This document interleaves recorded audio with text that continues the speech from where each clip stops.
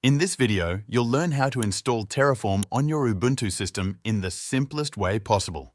Let's get started. First, open your terminal. You can search for Terminal in your application menu or press Ctrl plus Alt plus T on your keyboard. The first step is to make sure your system is up to date. This helps avoid any errors when installing packages.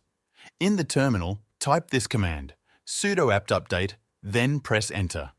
You may be asked for your password. Just type it and press Enter again. You won't see your password as you type, but that's normal.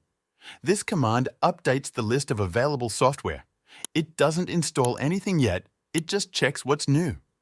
Now, we can install Terraform. Since we're using Ubuntu's own software sources, this step is very simple. Type the following command, sudo apt-install wide terraform, then press Enter. The system will download and install Terraform. It may take a few seconds.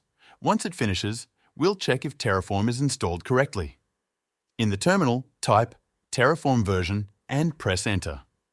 If everything worked, you'll see something like this, Terraform version. The version number might be different, but if you see something like this, it means Terraform is installed and ready to use. That's all you need to do. Thanks for watching.